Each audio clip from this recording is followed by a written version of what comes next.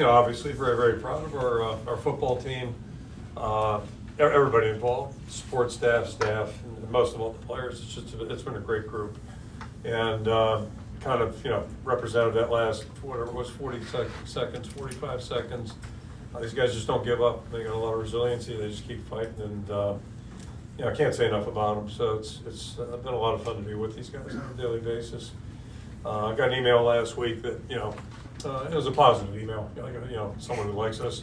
But you described last week's one as an ugly win, and I got a chuckle out of that because Big Ten football, November football, that's kind of the way it works. And the bottom line is it's football is not a beauty contest. It's not like gymnastics where you get style points. It's about find a way to be successful, find a way to win the football game, and our guys have really done a good job of that. So just extremely proud of them, happy for them.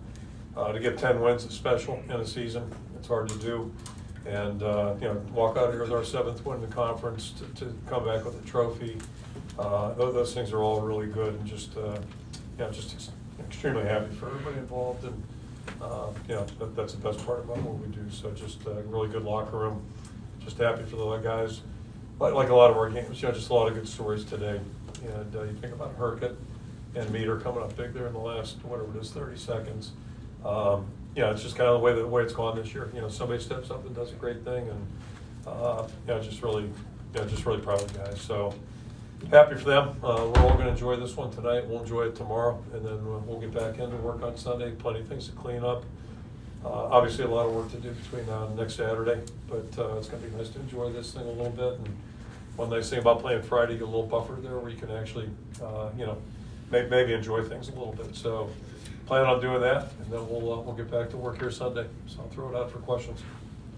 Marshall Meter, sent him out, 4 seconds left. We'll win the decision. What's your reaction to him stepping up? All of that.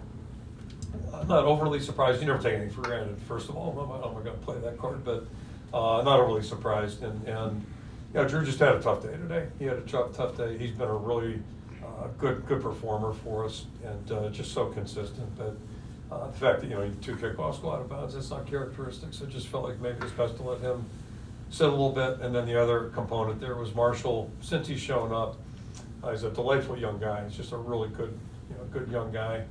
He's had a great attitude since he joined us, and then he's really performed really consistently. Both those guys have basically since we got going in August. So I felt like we had a pretty good backup plan there. He doesn't quite have the range that Drew has, but what you see him do every day in practice, makes you feel confident, and that's how players earn confidence, and not only from coaches but from their teammates. And so I think everybody felt good. And it wasn't exactly the cleanest field goal I've ever seen. It looked like the snap might have been a little low. Torrey does a great job, getting it down, and but it made it through the uprights, and that's all that counts. And when he came in the locker room, you just see how the players feel about him. It was a pretty good ovation. Kind of like the way they responded to Deacon. You can just tell they like him. But I think the reason they like him is they watch a guy perform in practice. He's a serious guy that cares. So it's kind of how football works. If a guy's got the right attributes and demonstrates that, then people tend to have confidence in him. You talk about finding a way to win, et cetera. In your mind, how did it happen in the second half? It seemed like they had all the momentum. Offense couldn't do much. Your special teams were kind of not characteristically great. How did you see you guys hang in there, I guess? Yeah, I mean, we didn't have a lot going at all in the second half that way. A lot of struggles, a couple 3-and-outs, or 3 of them, I guess, 4 in a row. Yeah, 4 in a row. Had the ball on the 1-yard line the one time. So, it was kind of the opposite of the first half that way. And sometimes football swings that way. But as long as you're still playing, you figure you got a chance. And then, we throw the pick. I think it was our first turnover. So that was a little concerning. But then, we come back and get the pick and, take it from there. And maybe as pretty a play as there was in my mind during the day was LeSean hitting that last run. I don't know, it was like 12, 14 yards, but it looked like 70 to me. 22. Just, yeah. What was it? 22. 22. So, I mean, that was a pivotal play just because of the, the range and a little bit windy and all those kinds of things. So, and we knew the run game would be like that today. These guys have done a great job, so we knew there's going to be a lot of ugly runs, and that is a proper term for that. But then if you stay with it, hopefully you pop a couple too. And LeSean's another guy that's kind of represented our team. He had one of the worst plays of the season against Michigan State. And since that time, he's just played great. So really proud of the way he's bounced back, and just had a lot of confidence in him.